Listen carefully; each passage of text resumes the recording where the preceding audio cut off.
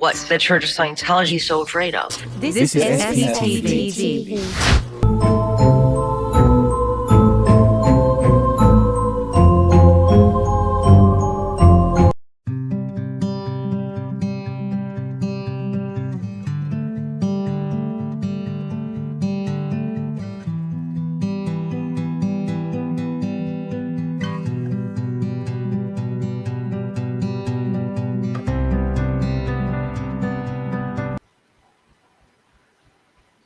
Welcome back to Degraded Daughters of Dianetics. We are back today, and I am joined by my very, very dear friend, Miss Daisy. She is someone that I have met in the last year and someone that I have been super, super happy to connect with. We have a lot of similarities growing up in Scientology families, and also even more than that, we both spent some time at Mojave boarding school. So we've been really chatting about that, which is nice because I had a hard time finding any content and information about it from others who went. So with that, we're going to have a little conversation and go down memory lane, talking about our time at Mojave boarding school. Daisy, what time frame were you a student there? Let's see. I went to summer camp in 2003 and 2004, and then around 2005 to 2008-ish. It's like 2 to 3-ish years I was there full time. Wow. You were there a lot longer than I was. I was there 6-7 months. So you definitely got the full spectrum of it. And when you went, sorry. No, go ahead. Because you went after it had moved from California to New Mexico, right? Yeah, so the school was in the middle of nowhere in New Mexico, about 2.5 hours away from Albuquerque. So that's the major city that you'd fly in and out of, and really the only way to leave or come. It's interesting that they always have these schools in the middle of nowhere. Weird, Isolated. Almost like people run away or something. Yeah, I did think about running away when I was there, so probably not the first person to think about it, for sure. Nor the last. Yeah. Nor the last. I feel like it was probably an ongoing thought that many of us had when we went there. How did you feel when you went there? Oh, it was absolutely horrible. That's really reducing it down. I think while I was there, I knew that I was miserable, but it wasn't till processing and thinking about it later and thinking about not just the things that happened, but the things that didn't happen. Those are formative childhood years and also years that I should have been getting a proper education. So now as an adult, realizing being away from my family in formative years, being essentially raised by people who had, I don't know if they even had any credentials to be taking care of children, teaching children, and learned very little in terms of an actual education or life skills that I could. It was akin to what I know of military type training. Of course, I don't think it's exactly the same experience, or that being in the military is the same. But that's how it felt. It was extremely, extremely strict. There was little to no room for the rules, and you were definitely not really treated like a child, which is similar to growing up in Scientology in general. Definitely. That's how I felt too. I felt like it was a troubled teen boarding school, like boot camp kind of style. That's always how I thought it was promoted as too. We can whip it, get your bad teens into shape. We'll whip them up and get them some good human or whatever. I don't know, but that's kind of how they seemed like they were promoting it, or how it felt when I went there too. And I went there starting in 2000 for about 6-7 months, from 2000 into 2001.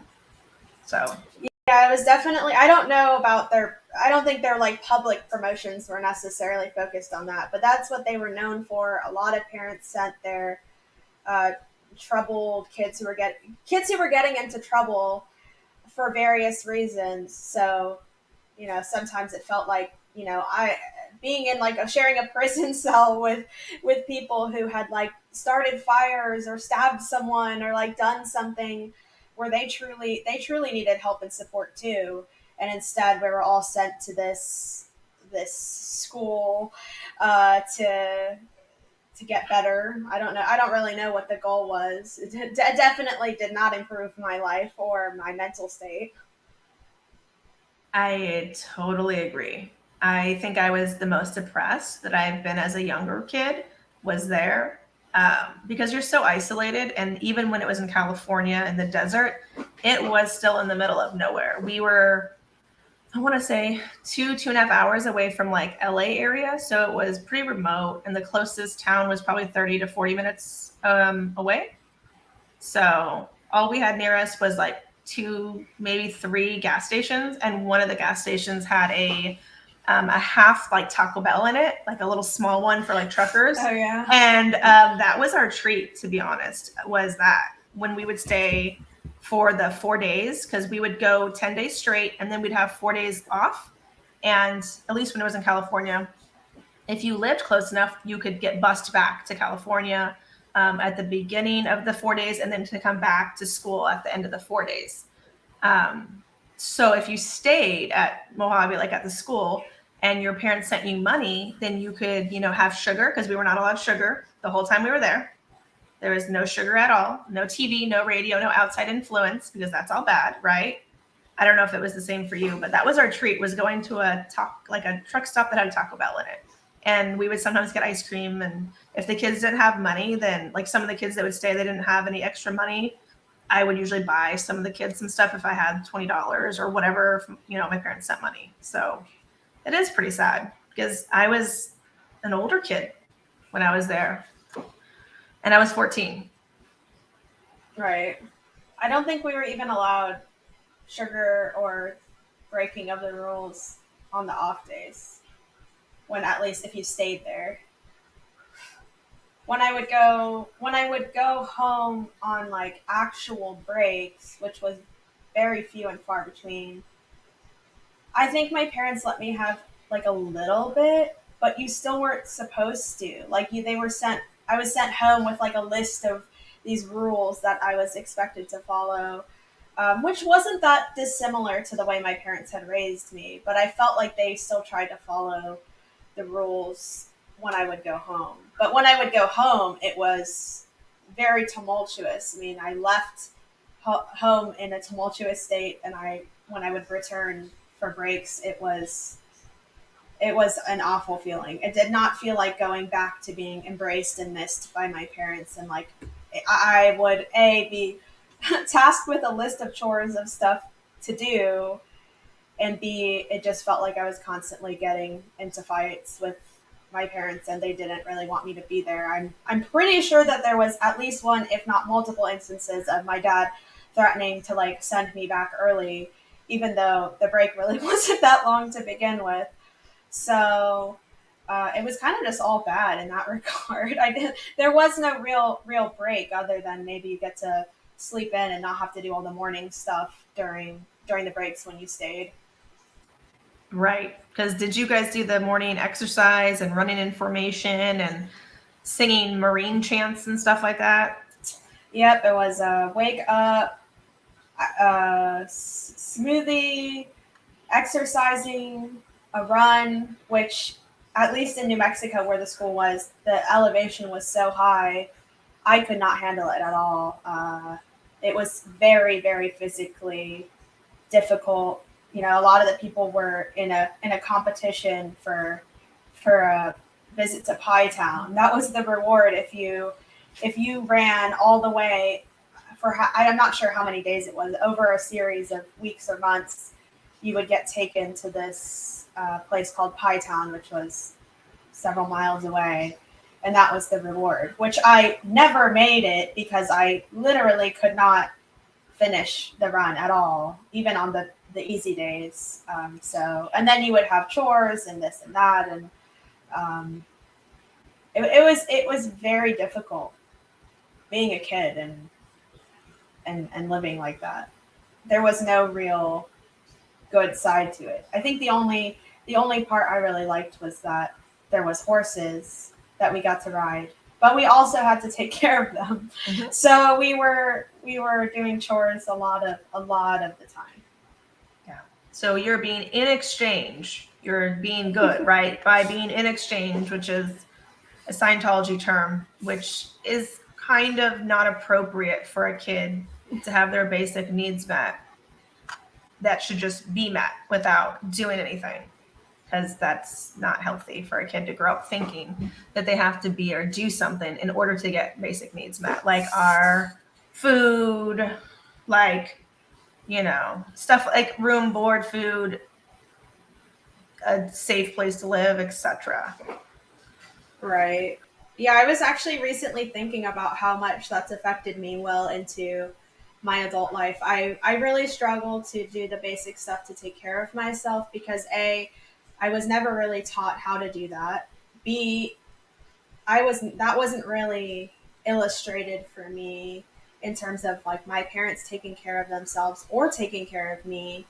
And then being at a place like that where, you know, the shower time is extremely limited. Self-care is the bottom of the list of importance. And so providing for others or doing chores or doing whatever was required of you was considered more important. And like you said, like basically earning the right to your basic necessities being met. And now I still really struggle with that. I was recently thinking about how many times my parents, specifically my dad, said something to the effect of like, you need to like prove that you still want to be a part of this family and you need to like earn your right or earn your like the exchange of being part of the family, when I would do things that he considered were things he didn't like. I mean, frankly, I was a kid. There's nothing I did that was so horrible that deserved being essentially threatened that I would not be part of my own family anymore and that my parents wouldn't be parents to me if I did something he deemed not okay.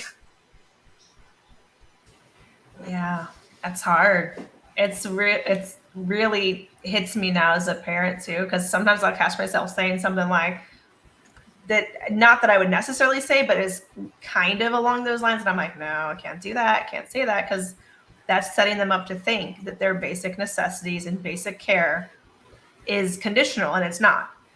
It's absolutely not. While we do want our kids to do well and behave and all that, it's normal for kids to not always behave because we're still learning what our emotions are and how to deal with them and how to process them. And we were not really given that, a lot of kids, especially in Scientology. No. Because you're not allowed to have any emotions. Yeah. Yeah, none. Like it's not looked upon like it's a bad thing. You're causing an issue, you know, you're making more work for someone. I know that I didn't want to be part of the group, as they called it, when I went to Mojave, because I essentially was just thrown there. Like I didn't know I was going to go. I was just sat there. And I was very upset about being there because it was something that took me out of my normal life of just going to school. I just wanted to go to school. That's it. Like an actual school. I learned nothing when I was there. Like absolutely nothing. And I mean like absolutely nothing. I didn't do any actual schoolwork, like at all. I played with clay a little bit, but yeah, I don't know if that was your experience because I wasn't there as long, and I rebelled against being there while I was there, so they couldn't force me to do a lot of stuff, you know? So I did a lot of things while I was there. I was skateboarding. I learned how to do like some swing dance or something. Like I was doing something busy, but not school. Like of the things that we did, most, like none of it was educational.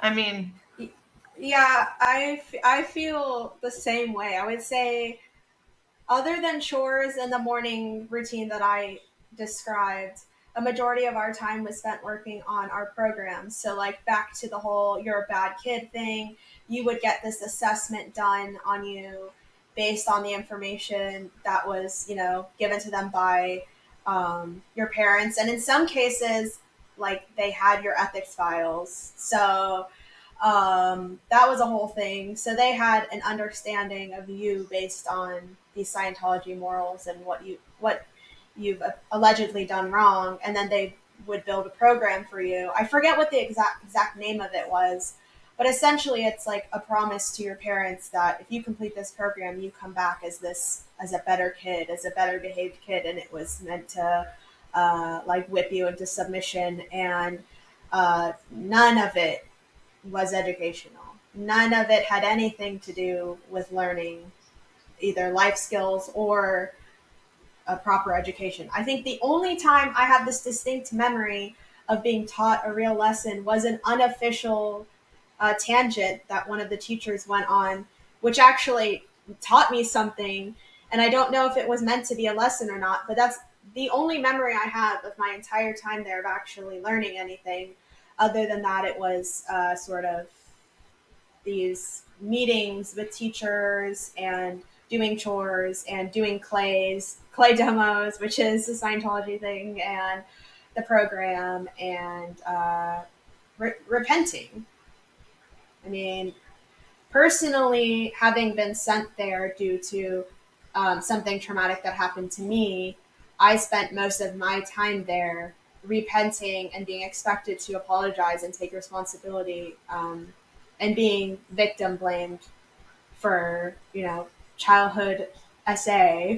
So that was deeply traumatizing. Like I said, not only during formative years when I should have been with my family and getting an education, but when I should have been getting actual therapy and being supported by adults, my parents or otherwise. Instead, I was, well, how did you pull this in? How did you make this happen? What did you do to make this happen? And to be clear, at this point, at least when I got there, I'm 12 or barely 13 years old. So I don't know about most sane people, but I think most people wouldn't be telling a 12 or 13-year-old that they caused their own trauma. So No, that's horrible. Absolutely not. But in Scientology, it is unfortunately very normalized to victim blame and to then shame and to try to figure out what the person who was hurt or harmed did to pull it in, which is another ridiculous term, because no one does anything ever to deserve that, ever.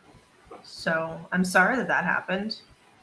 I feel like the more we talk about this, the more stories we hear, which is heartbreaking and also validating, because most of us have something that happened that we felt really horrible and carried around with us as if it was our doing somehow, which it wasn't. But because of our upbringing and the belief system in which Scientologists believe, there's no such thing as a victim. There's no such thing as a child. It's a very slippery slope. And and there's no such thing as taking legal action either. So, I mean, most people that I know who are parents, if they found out that their child had what happened to me happen, would be dragging an adult man to court to press legal charges. But that's the opposite of what happened. So yeah, it's very true. We don't know what that's like to do stuff like that because that wasn't an option.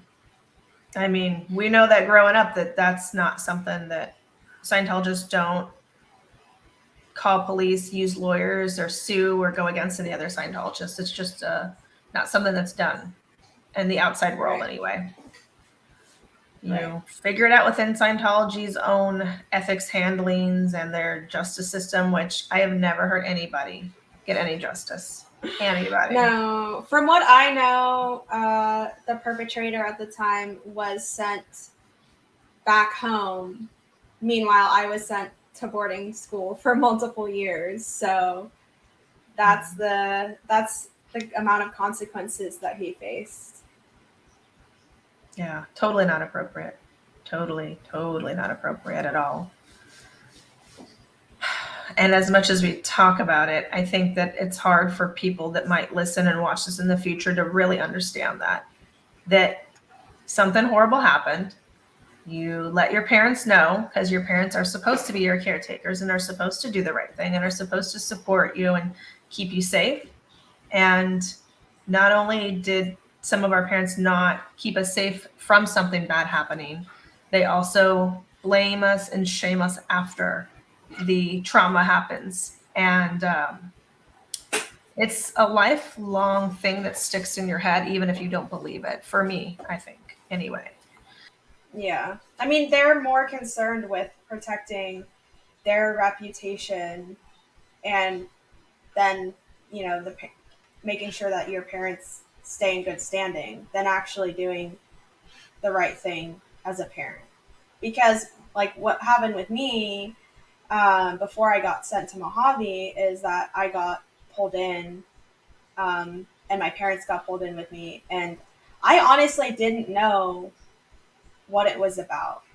Like, I knew that I had been trying to resolve the situation through the proper channels, and I knew what had happened, but I didn't know that they knew. So the whole way, like, I got pulled from school in the middle of the day, taken in. My parents were like, "Do you know what this is about? It's obviously very serious if we're being pulled in the middle of the day." And I was like, "No, I don't."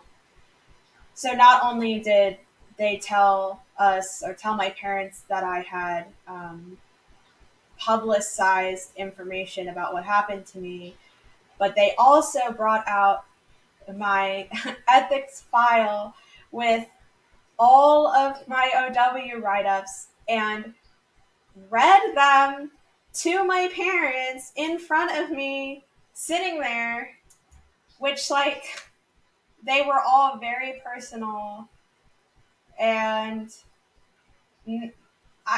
that is not how it's supposed to happen. Those are supposed to be confidential, which, is its own topic of essentially, like, blackmail material that you're made to write out. So, my dad is disgusted, my mom's horrified, and after all of this, they give them the option to either put me under 24/7 watch to make sure that I don't do anything bad or tell anyone or publicize what happened to me, and or go send me away to Mojave where someone else can deal with me. Handle you. Right. And being that my mom had recently been diagnosed with um, a, a terminal illness that was disabling, and my home life already was revolving around my mom's illness and taking care of my mom and all of that. I already had a tumultuous home life when I did not feel like I could talk to my parents about stuff like that because I didn't feel like they would understand or support me. Then they chose to send me away, and that was that. Yeah. It's really unfortunate that so many of our parents bought into the scam of Scientology because they're wanting to do what they think is the right thing. They're applying the technology, and it's not good for anybody.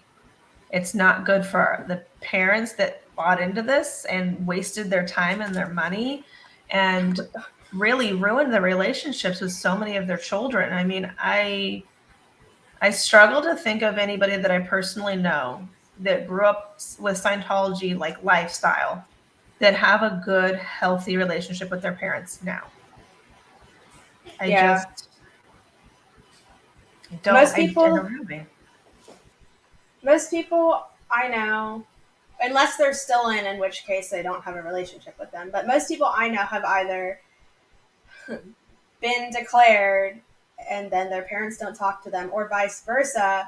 People I grew up with, parents have been declared and they haven't talked to their kids in years. I have, like, friends that I grew up with and went to school with whose parents have not talked to them in many years. They weren't at their wedding. They haven't met well, depending on the situation, like, they haven't met their children, their grandchildren, whatever the situation may be. I had personally parents of my peers growing up who asked me, like, how are they doing and that sort of thing before I was, like, fully removed from everything. Yeah. That's sad. That's very sad. It is sad, especially since, there's no disconnection policy or anything. No, it doesn't exist. People are just choosing to do this. It's not in writing or enforced or anything. I Yeah. definitely didn't have any part of enforcing such things. We don't know about that. We don't talk about that. It doesn't exist. If we just keep saying we don't do that, then they'll have to believe us. All these hundreds and hundreds of kids that keep coming out and having no They're all community lying. and no family. Yeah, they're all just doing it.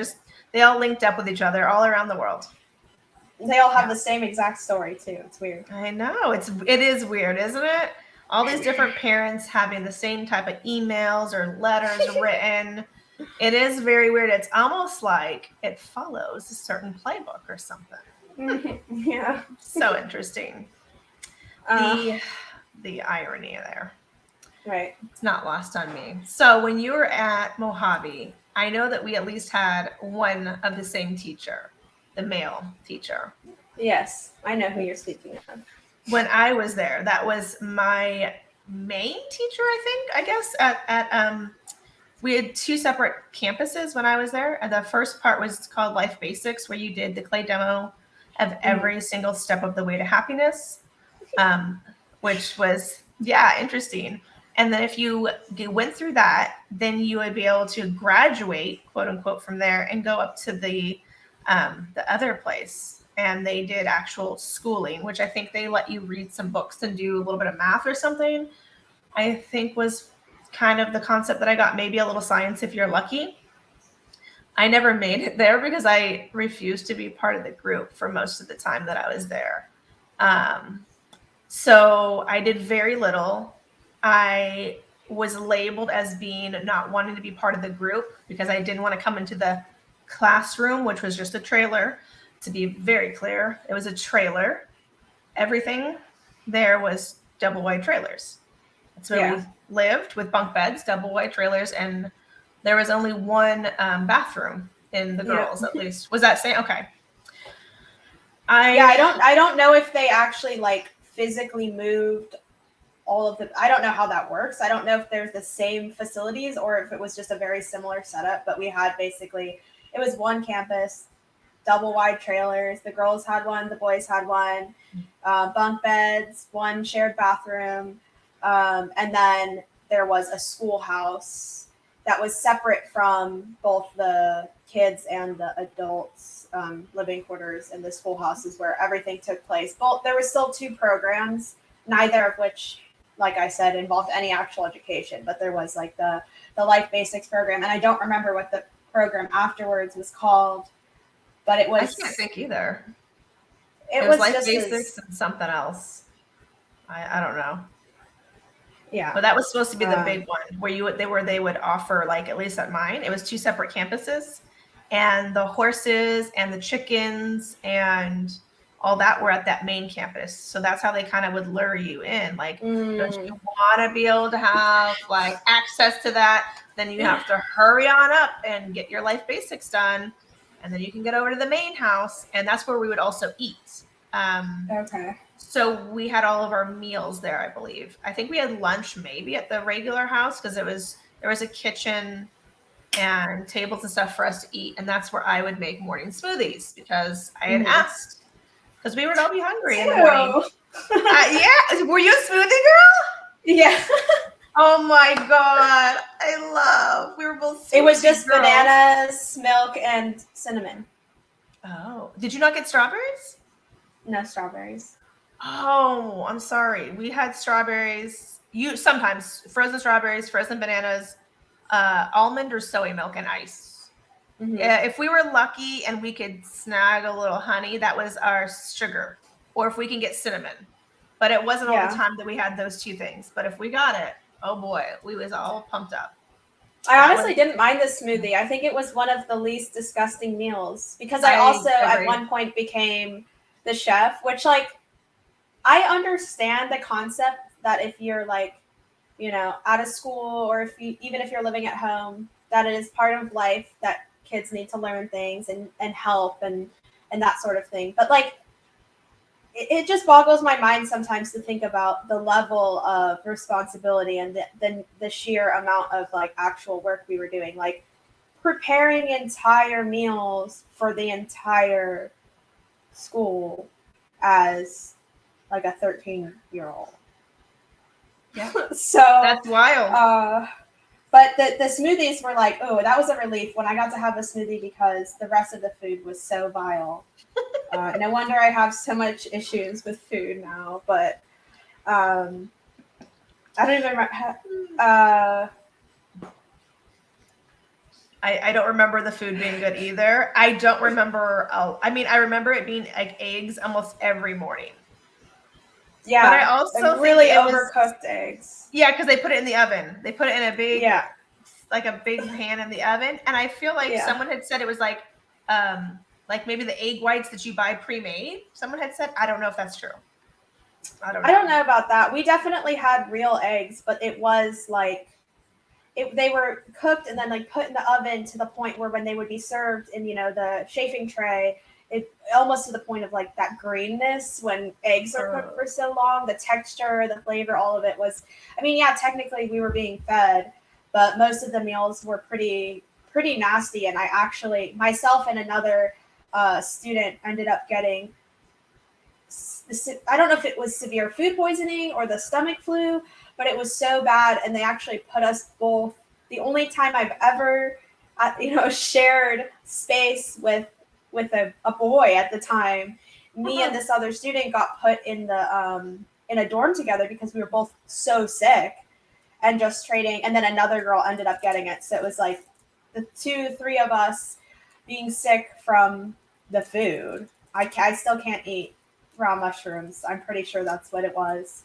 But yeah, there's like a huge emphasis in Mojave and in Scientology in general on the whole like no 2D flowing, which again, when you're think about the fact that you're talking about kids, and most kids are not intentionally creating sexual dynamics, and if they are, a lot of the time it's because they've been abused or because they've been exposed to sexual dynamics. So rather than being like, oh, hey, why is this kid, doing something that's deemed inappropriate, it's, oh, you're bad, you shouldn't be doing that. Boys and girls aren't really allowed, you're not allowed in each other's rooms, and we did coexist in activities and in the schoolhouse, but if you were like found alone with a boy, and again, still children, not doing anything, that was a big no-no. Oh yeah, you'd be in trouble. You'd be in ethics handling. Yeah, I was in trouble quite a lot. Same. I got in trouble for talking to boys, and when I was there at the farm, I was the only female. So like in some ways I was really lucky because I had the whole dorm to myself, and I didn't have to share, and I didn't have to share the one bathroom. So like for that, it was nice. And it was easier to keep clean because we did have to like white glove it, like clean it to like, if you put your hand with a white glove, that you wouldn't have any dust and all that. Right. And we were in the desert. So it was like, we would get dust in there often just from walking in and out, and we had sliding glass doors on ours. So it was messy, or it could get messy, especially if you had multiple people. So I was lucky in that, but I was constantly in trouble because I was the only girl. So if I was to be part of the group, I would have to then communicate and be around boys because I was the only female. Right.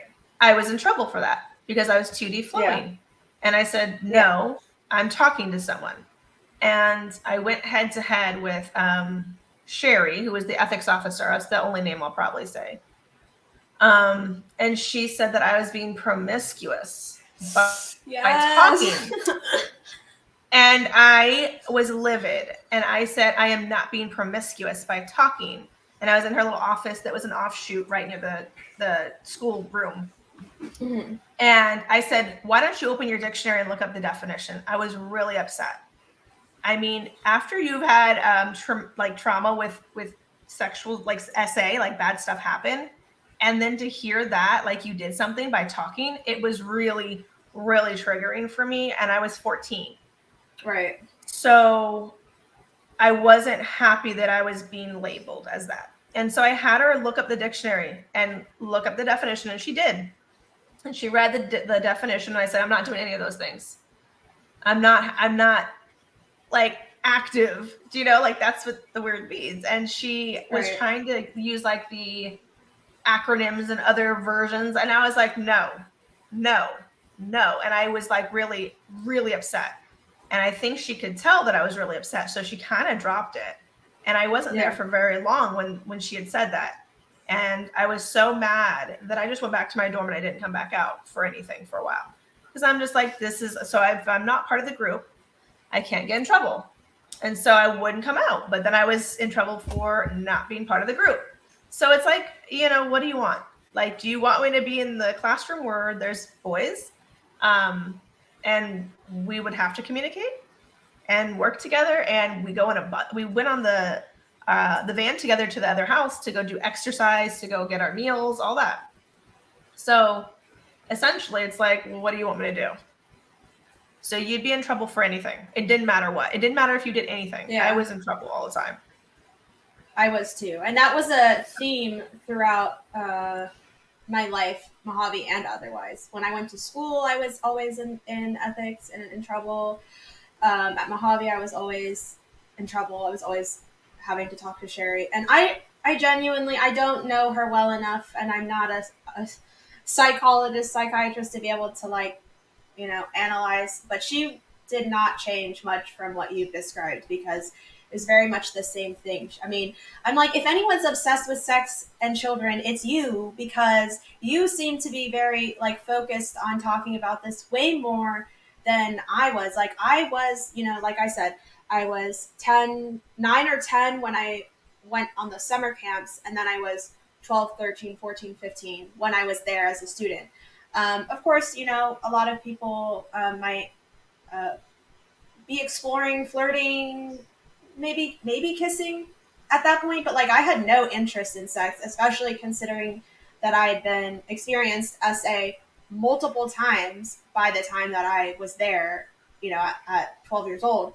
So to have this grown woman and other teachers constantly talking about sexual things, promiscuity, 2D flowing, I was like, I feel like you're the one who's thinking about this and not me. I don't feel the way that you're talking to me. And I thought it was a very weird contrast, because she would always say that to the girls, and never, ever once did I hear any freaking boy get in trouble. And they would blatantly do stuff to try to touch me, like physically touch me, especially my chest. They would try to touch my butt, and they thought it was funny.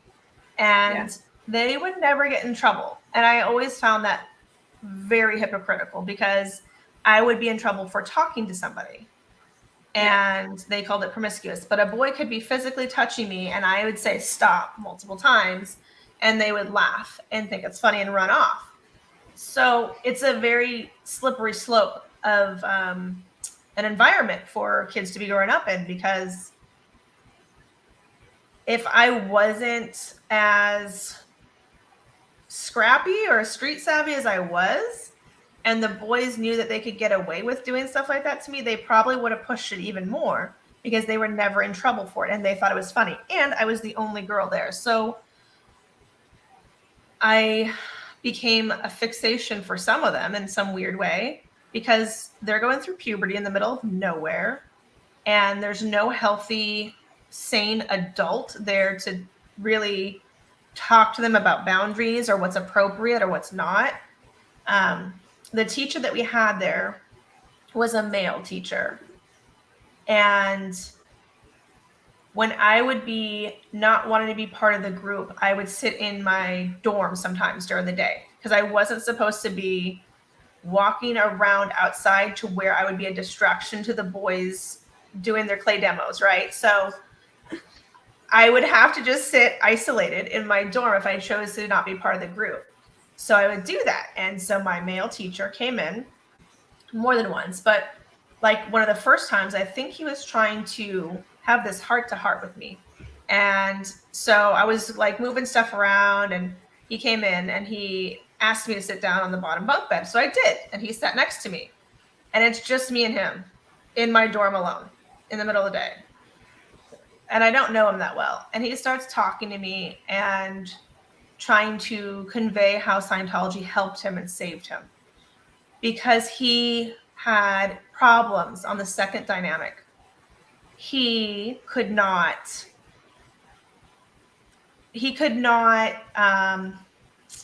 I'm trying to think of the nicest way to say it. He could not be sexually active with anybody that he met, was kind of how he said it. He was like a rabbit. He would do it with anybody, which I thought was very strange for an adult male to be telling a 14-year-old in a room by themselves on my bed.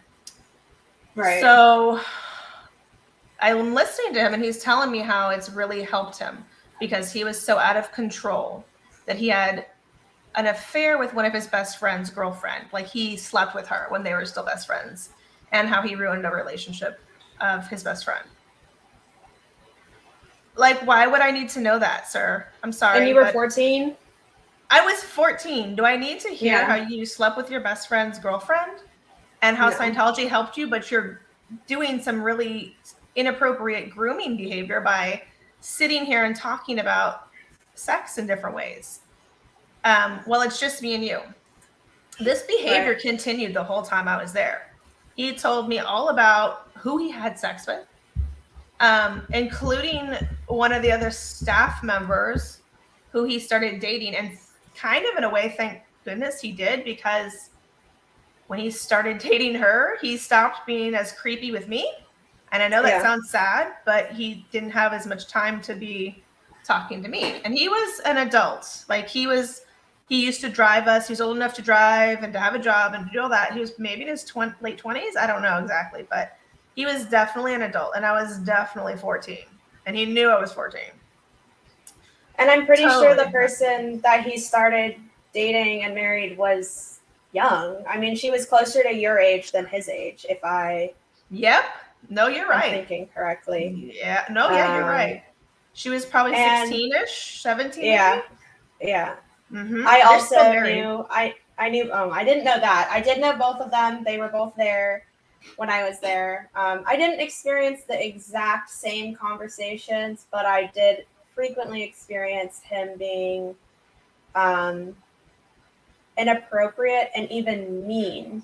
I would say he was really mean, and I don't know if that had to do with his sexual fixations that he couldn't fulfill, that he turned into being mean. But I was afraid to be alone with him, mostly because he was mean. Like, he would yell at me, and he was quite cruel, and at times share inappropriate things. And he wasn't the only one. Other male teachers or staff members were frequently inappropriate, either towards students or each other. How did I, as a child, know that these different, teachers were having sex with each other and various things? I remember they brought in a particular couple of teachers, counselors, whatever, who were outright flirtatious with myself and other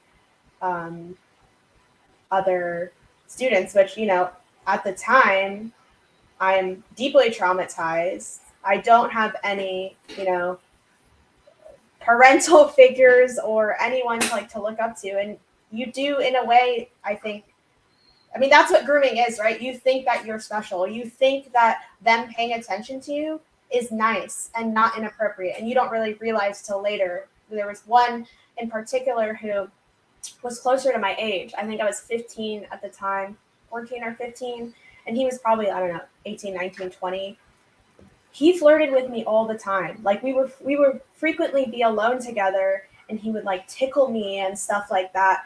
And I thought, oh my God, he has a crush on me. And then it took me, years to think about, that wasn't okay at all.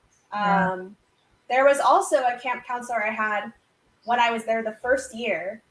He was only there during the summer. So at the time I was 9 or 10 years old, who later, I did not see this person again until I was 20. So 10 years later, who then initiated trying sexual things with me. But your only frame of reference was me as a child. That's creepy. and That's made comments really about it did not happen. He made comments about my body that made me very uncomfortable. It was very like pedophilic, and it was just the fact that it wasn't just one teacher is enough, but the fact that it seemed to be just them hiring a bunch of creeps to take care of children. Yeah. It was not a very safe environment. And that's the sad part, is that when you're going through it, you kind of feel like it's just me, maybe, right? You personalize it and you think that you're doing something wrong because that's what the other teachers are telling you, like you're pulling it in and quit being flirtatious. Right. And I wasn't doing anything to have a grown man come into my dorm and tell me about his issues with the second dynamic.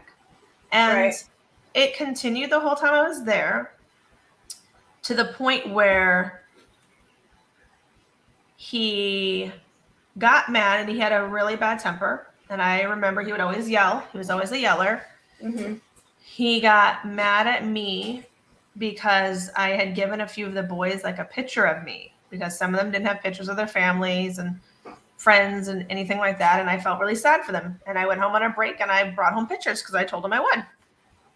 He got really mad and came in my dorm and was yelling and said they're all, I don't know if I could say it, like pleasuring themselves to your picture. And what are you thinking of? Like, why would you do that? They're over there fighting over who is going to get you and who can, very inappropriate stuff. And I'm 14. Right. Not knowing that this is like, he's like storming in my dorm like that.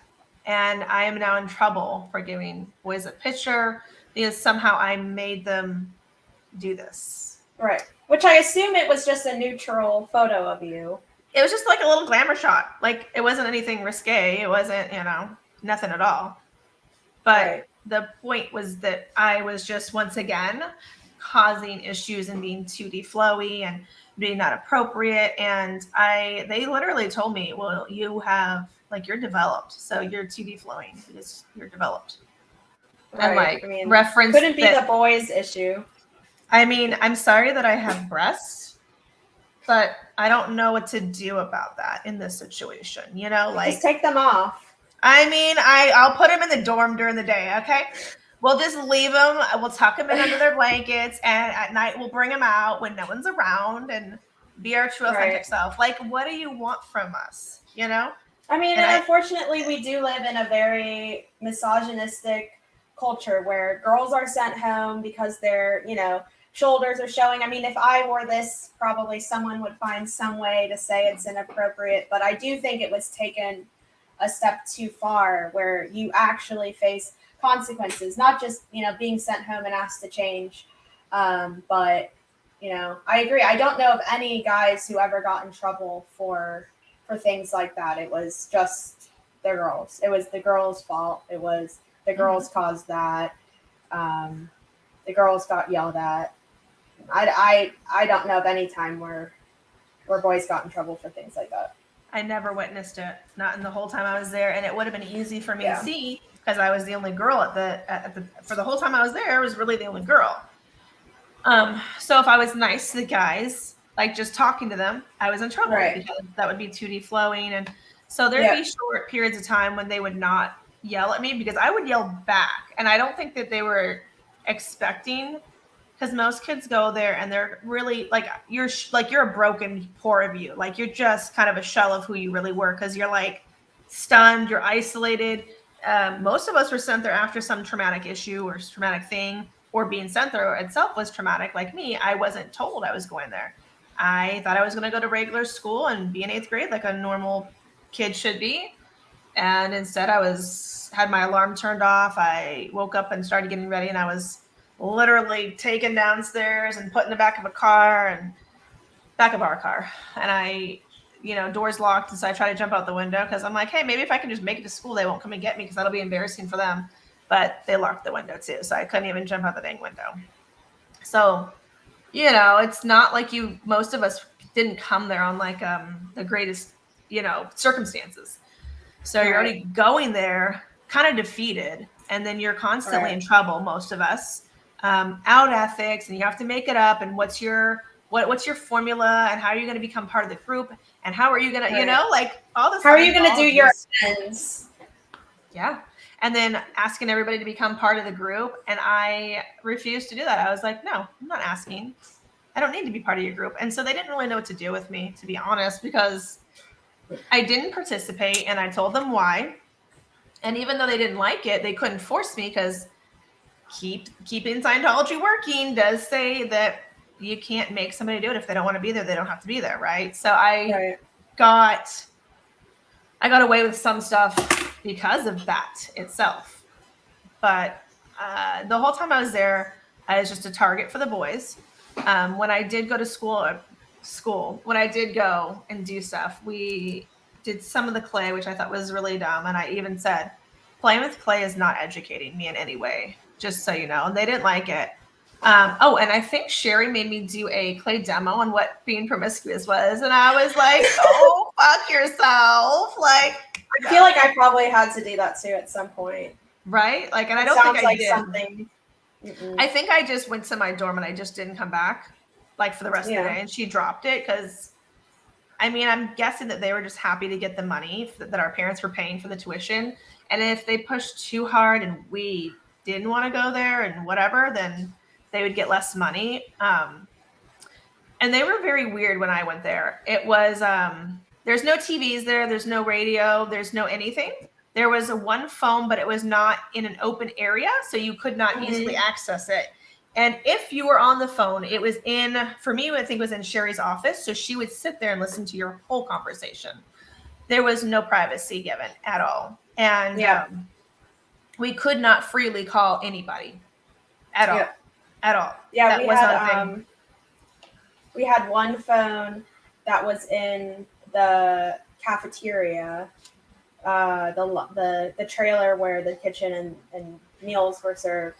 That phone, either they locked there wasn't not 24/7 access to that trailer. So either they would physically take the phone away, or the trailer would be locked. So you could only really make calls during meals. And because, there's a full students, like, there's only a limited amount of time and everyone's there. And you had to have a phone card. So you had to be able to, have these minutes to call. Everyone was watching.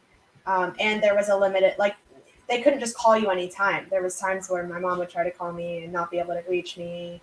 That was really difficult to not be able to, not only not be able to talk when I wanted to my parents, but not being able to talk freely. Very censored. And, that's a big part of, my mom being like, well, I feel like I didn't know all of what was happening there. Well, how would I have been able to tell you? Yeah. How hard did you really try to, learn? Because all you knew is that you had reports being sent to you by Sherry or by the teachers about how I was doing. And that's what you believed over, anything else. Yeah.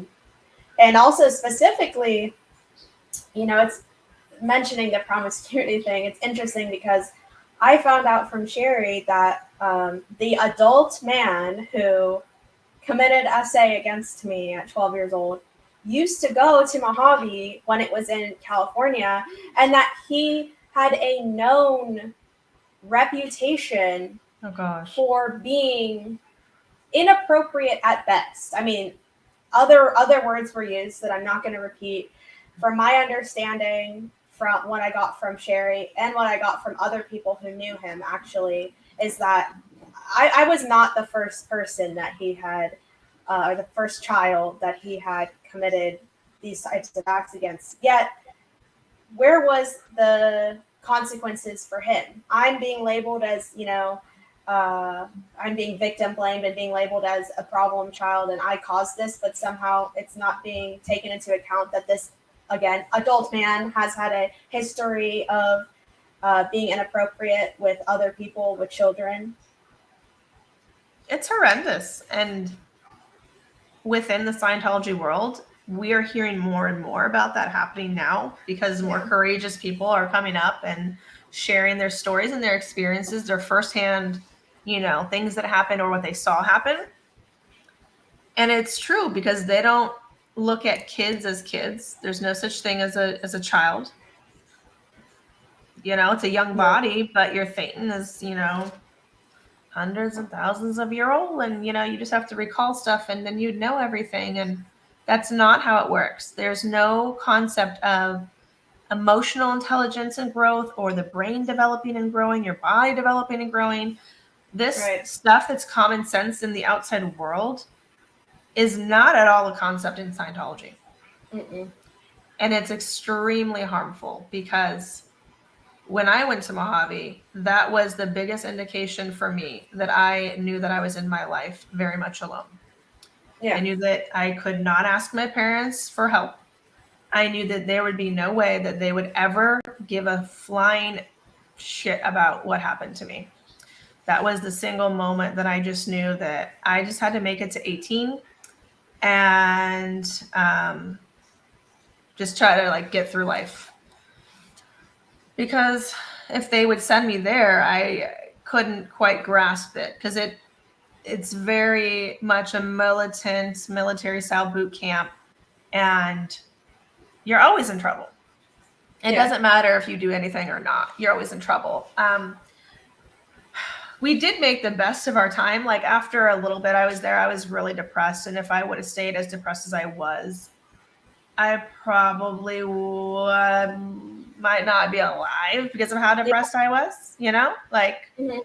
And I was by myself, so it would have been super easy. I mean, I did think about running away, because it was flat where we were in California. It was flat, so we could see to the highway.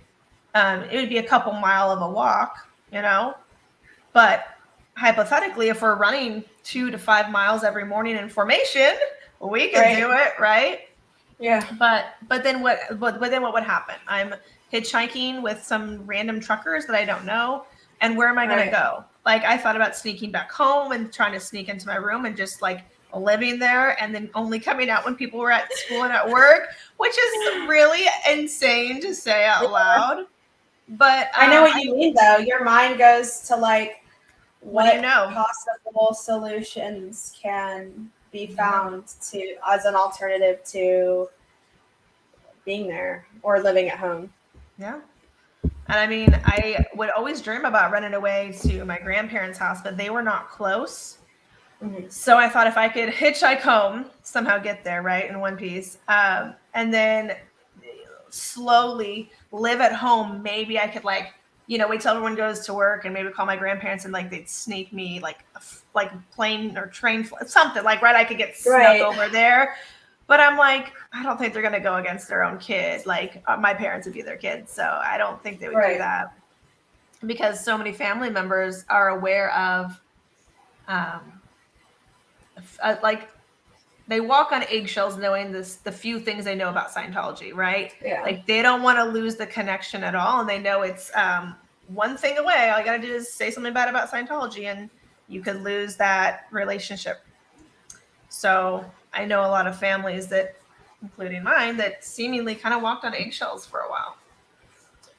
Yeah. My only family that is / was alive at that time when I got sent to Mojave, all of them were very against it. And like you said, either they stated it clearly and then they weren't really allowed to, my parents didn't really include them in things, or they bit their tongue. And my grandma specifically, she actually passed away while I was at Mojave, and it's something that I have not gotten over. Both my cat and my grandma passed away while I was at Mojave, and I didn't get to say goodbye to either of them because my grandma got cancer, and that was it. And I found out when I came home on a break. And my grandma was one of those people that I think would have been there for me in whatever capacity she could have. She was living in a assisted living retirement home, but I had similar thoughts where I was before I went to Mojave, I used to stay with my grandma a few days at a time, and I thought, oh man, I know she would take care of me, and she doesn't like Scientology anyways. But that, like you said, it wouldn't have been feasible. I was far away. There would have been no way to do that. My grandma would not have kept that from my parents. My parents would have known I left. But you were not the only person who thought about running away or worse. I actually, before my mom died, she gave me a letter that I had written her that she claimed she'd never gotten. I think my dad intercepted it and never gave it to her because, like I said, she was sick, and my family's whole focus was on protecting my mom from her illness. And being calm, and my mom can't get upset, and you can't upset her. But in this letter, it was very clear that I was saying, like, I cannot continue to live the way that I'm living. Like, how horrible and traumatizing and upsetting it is to not feel like I have a family, to feel like I'm yelled at and made wrong for things that I didn't even know I was supposed to know, to be made to do conditions to remain in good standing with my own family. It was a very sad letter to read. It was multiple pages long. And my mom gave it to me, and she was like, I never saw this. I never knew you felt this way. And was like horrified. And I, to the extent I can, I believe her. She either never saw it or saw it and didn't remember it. But me reading it as an adult was like, I remember being, I don't even know if I can say that. I remember not wanting to be alive at the age of 12, which should not be the case, right? You shouldn't be at that point of your life at 12 years old to where you are envisioning an ending. Yeah.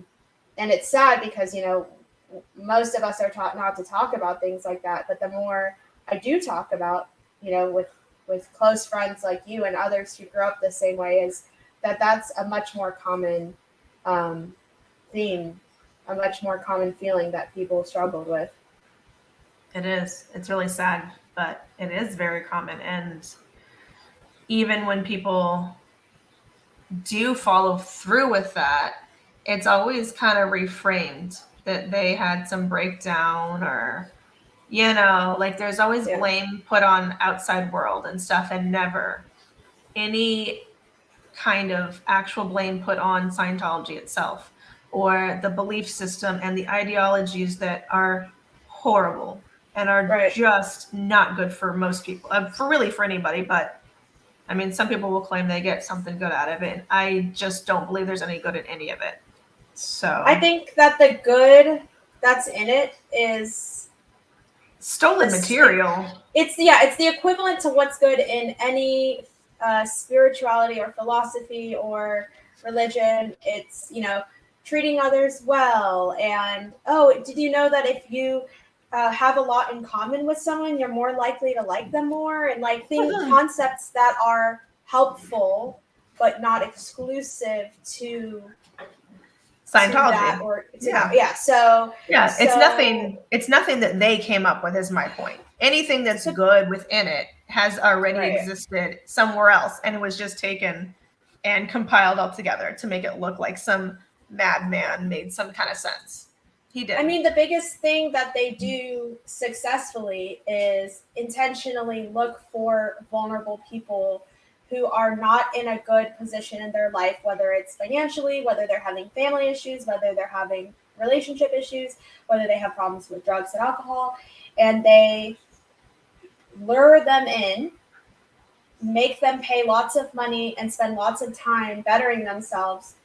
And in certain situations, when you leave a different environment or when you're doing something that you think is bettering yourself, of course you're going to do better. Specifically because you're not allowed to use drugs or alcohol while you're on Scientology services. So, for example, I know that my mom credited getting off drugs and alcohol and being alive to Scientology. And that's a lot of weight to give to something. So, of course, they're going to feel indebted. Of course, they're going to feel like it's the lost time fallacy. Like, of course, after spending so much money and time, they're not going to say, wait, maybe this isn't the only thing, because they, like you said at the beginning, they believe that they are doing the right thing for themselves and their family. And my mom would tell me, like, well, if it wasn't for that, I could have gone down a really dark path of drugs and alcohol. Sure, maybe you could have. Also, maybe you would have found something else that helped you to get clean. And just even if that's true, even if that is what helps you get clean and you credit it for that, that doesn't mean you have to spend your entire life and hundreds of thousands of dollars and raise your family under the rules of this organization. But that's how they do it. I mean, right? If you know anything about how they get people in, it's preying on vulnerable people who really need help and need someone or something to be there for them. Oh, absolutely. I don't know any adult that I saw growing up that didn't have something similar to that, some story. And especially if you think about our parents were at the age where like hippie movement was big. Yep. And so a lot of the older Scientologists really had the best intentions. They really thought that they were doing something really revolutionary, you know? Yeah. And they really thought this was going to change the world. And it's really incredibly sad because when they're all to the age, like towards the end of their life, it makes me see that they don't have a whole lot to show for their life because they dedicated all their time, all their money, all their resources and time and energy into Scientology. And it's really, really incredibly sad. That was something that was very hard for me to see firsthand when my mom was passing away. Yeah. I mean, it was just like an avalanche of like, all your life is composed of was raising your children in Scientology. And while I know that that's what she wanted was to be a mom and all that, and that's nice and that's beautiful, and she did a great job in the Scientology world that she could, it's still, I always like feel kind of like I wish she would have had more life before us kids or before Scientology even, just to, you know, just to be a human, just to be a young adult. And it's sad. They prey on people, as you have said. They prey on people that are at a vulnerable place or are wanting to learn and wanting to connect and wanting community. And it's incredibly sad because you're only a part of the community when you're in. And if you're not 100% dedicated, you're not part of the group. And you will get ostracized very quickly. Very quickly. You will get picked on. You will get ridiculed. You will get bullied. You will be wondering how you knew people your whole life, and they will turn their back on you in a second. Right? I mean, we've seen it. We've seen it with people we grew up with, and we've seen it with even older generations of people. I've seen it happen. As you know, someone leaves and it's like, oh, they're a horrible person all of a sudden. Yep, that happens a week ago. Too. A week ago, you loved that person, and suddenly they're just horrible. Like, how did that happen? Yeah, exactly. And I feel the same way about my mom. I mean, my mom specifically more than my dad, just because my dad was older and he did get to experience like quite a bit of life and had a lot of stories to tell. But my mom was an incredible artist. I mean, I knew that she made art, but it wasn't until, you know, when she was passing away and after she passed away, when I was actually given, you know, some of her the books and sketchbooks and things that she created. I was like, wow, if she hadn't met my dad and if she hadn't been in Scientology, like she loved creating art and she was so good at it in lots of different forms of it. And, you know, getting to know her a little bit through her art and at the end of her life and through things I read that she wrote, I'm like, she was just a person. She was just a person trying to do her best, and Scientology really turned her into a robot. It's really sad. It's hard. It's hard when you realize that, because you realize how much different could our parents' life have been had they just gone a normal-esque trajectory, not been blindsided by Scientology. I mean, I feel very similar, and my mom would tell me stuff, and after she kind of started seeing things, you know, I was the only person that she could talk to about her grievances with Scientology, because she couldn't talk to anybody else because nobody else had vocalized that they didn't like it. I was the only troublemaker that was like loud and proud, like, I hate Scientology. It's stupid. It doesn't work. It's not good. And she knew that because obviously she raised me and I rebelled against it my whole childhood, my whole upbringing. And so it's really sad but Yeah. it illustrates the need for people to share their stories, because I always wonder if she would have seen some of the information that she did see 5 years earlier, 10 years earlier, it would be amazing. But even 5 years, Right. I wonder if she would have come all the way out of Scientology, because a lot of times the hardest thing is that she would see one thing but wouldn't see the whole picture of how it's bad and how corrupt it is. And Right. she would see one portion and just dwell on that and be like, but L. Ron Hubbard is great, or his works Right. are great. It's just not being implemented right, which I don't believe at all. But it was the layers and layers, and she would, like, people don't realize how much of a mind prison it is in Scientology. And they're not allowed to look anything up. They're not allowed to read anything negative. They're not allowed to do anything that goes against Scientology. So you're literally in this little bubble of a world. And if you say anything negative, there's a problem with you, Right. not with Scientology. I mean, that's the thing, right? It's like only now are people speaking out in numbers. But even with everything that happened to me and me asking my parents, like, why would you be okay with and still want to be part of an organization that would do this? And to them, it was because they're being brainwashed and sold these lies that this is an organization that's doing so much good that one incident or two incidents is not a reflection of the organization. But first of all, they're not really doing that much good. And second of all, there's not just a couple of incidents. It's not, like I said, it's not the exception. It's more of the rule that this varying types of abuse, whether it's child abuse or whether it's human and child trafficking, whether it's sexual things, it doesn't matter. It's not a rarity. There's enough experiences and enough similar experiences that people have that, yeah, if you weren't banned from looking it up and you weren't banned from researching these things, you'd actually know that these are legitimate stories, and you have been drinking the Kool-Aid. You have been, and again, it's the lost time fallacy, I think, because you're being sold this idea of not immortality, but your soul being saved, or that there's a future for you that's enlightened. They want that to believe that lie more than they want to believe the truth of what's happening. And I think that's very common in different high demand religions and cults, is that you buy into it, and whether or not you see the truth, you don't want to give up everything that you already put into it. Yeah. And my mom refused to look at anything. I mean, I didn't even look at anything until I was maybe 14 or 15. I think it was 15. It was after I joined staff, because once I was like leaving Mojave, I was again being faced with like an impossible choice, right? Going back to live with my parents, knowing that my parents had sent me to this place, knowing that I can't talk to them about anything, knowing that I would be forced to do Scientology things and live with them. And, it was a very tumultuous living environment because of my mom being sick and because of how controlling my dad was about it. And because, frankly, my dad didn't like me.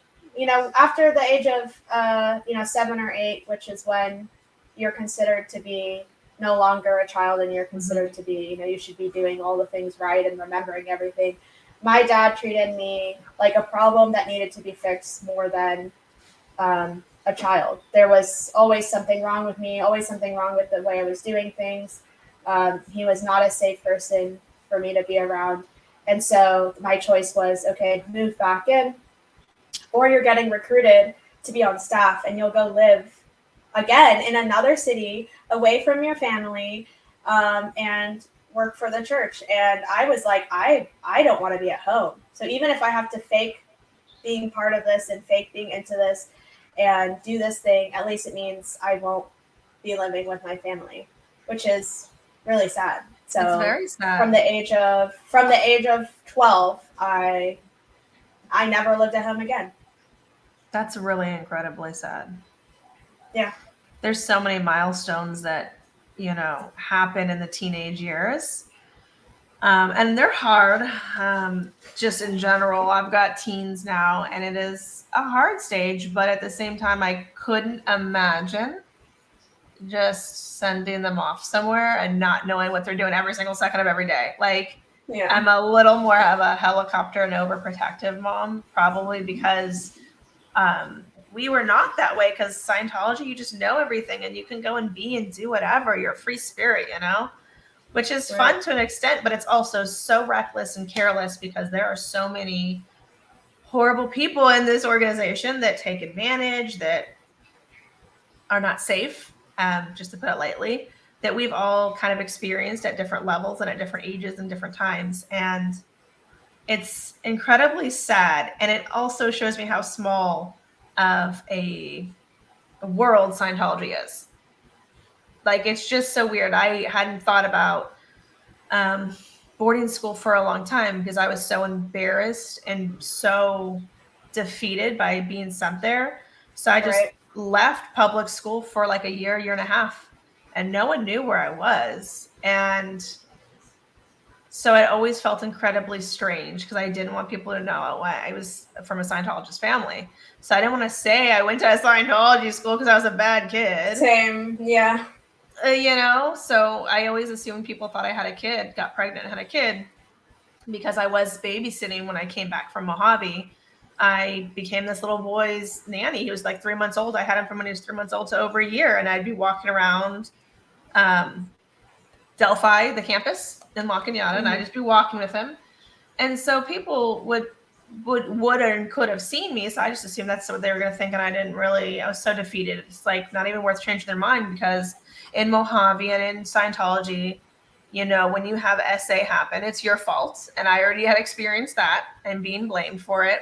And then I was at Mojave and I had the extreme, you're promiscuous, you're 2D, you're out 2D, you're 2D flowing, you are just in trouble for existing, kind of thing. And, you know, the first few months were rough. And then, you know, I had a friend that was my normal friend because she was like not so Scientology, if that makes sense. Like, because I was not ever a believer. And so we hung out for a while, but we both got in so much trouble because we were pretty girls that all the boys liked and whatever. And we were developed because I was 14 and she was probably 13, 14.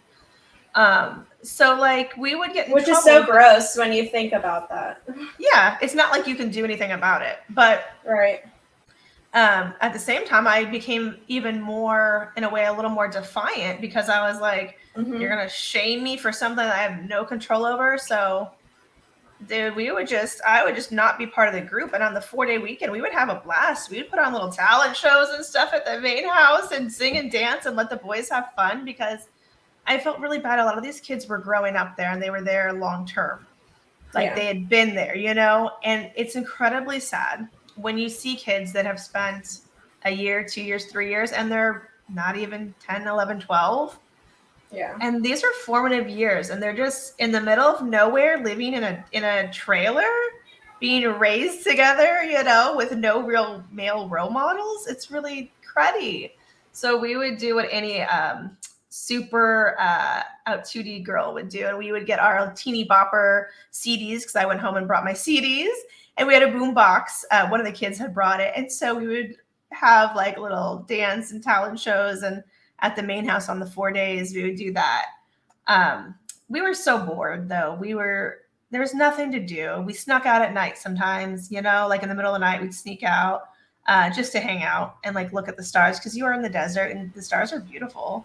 So, you know, and we'd sit out there with, some of the other kids were guys, and we did that.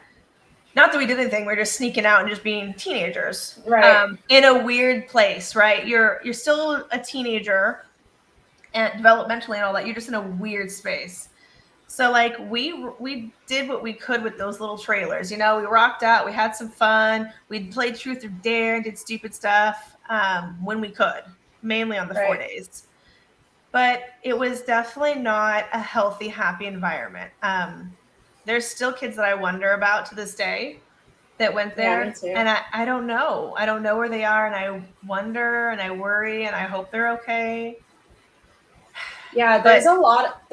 I feel like a lot of kids went one of two ways. Like I know a lot of kids who kind of went off the deep end or their lives worsened afterwards. And I know two people specifically who were also raised in Scientology, went to Mojave, hated it so much, hated Scientology. I remember specifically two separate incidents where both of them told me that they planned on taking LSD just so that they would be disqualified from ever joining the Sea Org. And both of them are in the Sea Org now. So I'm sorry, that's so funny. This is the amount of like just like not wanting to be a part of the life that we're born into. Like, let's go do some hardcore drugs so that we'll never be able to be on this. And it's funny because most of us had this little thing that the ones that didn't want to be there did stuff like that. Like, I remember hearing, I didn't know what to do to get out of Mojave. And I was trying to think, after the plan of running away didn't seem to pan out as good as I'd wanted it to, I thought, well, maybe I could just get kicked out. Because then my parents will have to come get me if I get kicked out. Right. And I was going through all the rules, and they have a lot of rules. They have a lot of strange rules. Some of the rules I remember: no TV, no video games, no sugar, no radio, no electronics of any kind, like computer, anything, nothing. And like not at all while you're there for the 10 days. If you went home on the 4 days, you could get away with watching TV or whatever and having a little sugar, but you weren't really supposed to, but you could, especially if you went home and no one would like tell on you if you were lucky. But some people didn't have that. But also you couldn't date anybody, right? You couldn't have any out 2D, so you couldn't date anybody. So I specifically dated a guy in hopes to get kicked out. That's funny. And I told the guy, I was like, I'm just dating you to get kicked out. But he was cool with it. I don't know if he really realized what I was saying, but he was cool with it. I didn't get kicked out. So it's like a lot of work for nothing to happen. Yeah. But I mean, like, again, we're so desperate to get out of this situation and the life that we're in that we will do anything to change that. So that's kind of some of the stuff that I remember from that time period, and just the strange time it was being at Mojave. It was kind of Twilight Zone-y to me. Yeah. Yeah, there's like a lot that I don't remember, but then there'll just be specific instances, specific memories that I have. Yeah.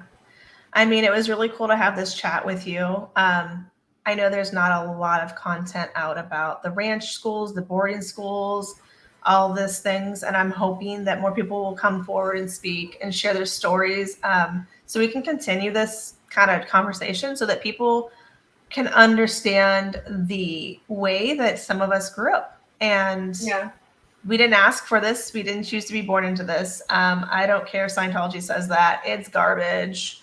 Right. And not true for any of us, for most of us. So this was a really fun little chat. I'm really glad that we got to sit down and have this. And hopefully we can do more content, because I feel like there's so many similarities in different people in different years from Mojave that it's really interesting for me to hear about everyone's experience, because I feel like I haven't heard anybody yet that said they liked it. I mean, I'm still waiting. If there's anybody out there, let us know. But this was really fun. It was fun to be able to give a platform so that people at least understand and can, especially if you went there, maybe it'll, bring up some good memories or bad memories. Sorry.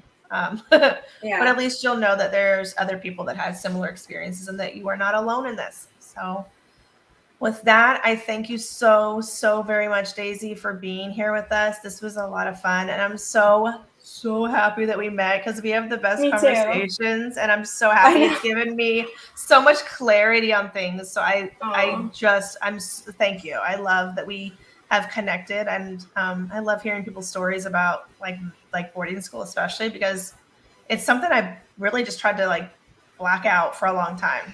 Yeah, me too. It was traumatic and not fun. So I applaud you for being so brave and for being so fearless and courageous and just sharing your story.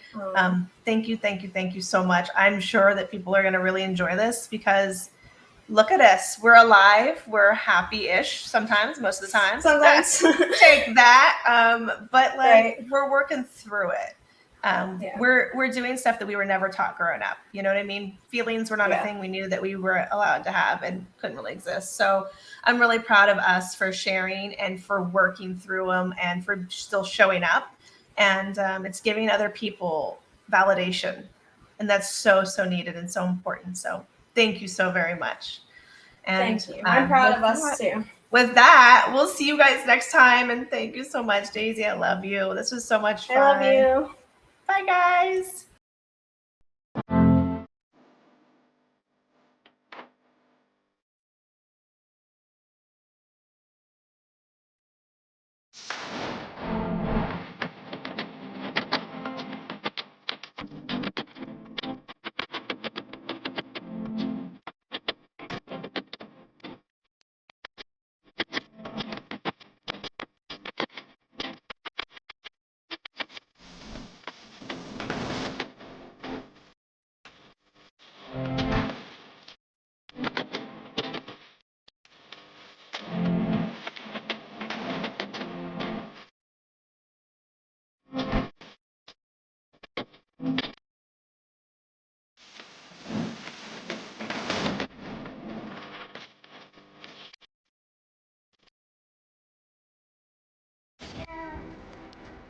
You girls watch out for those DBs.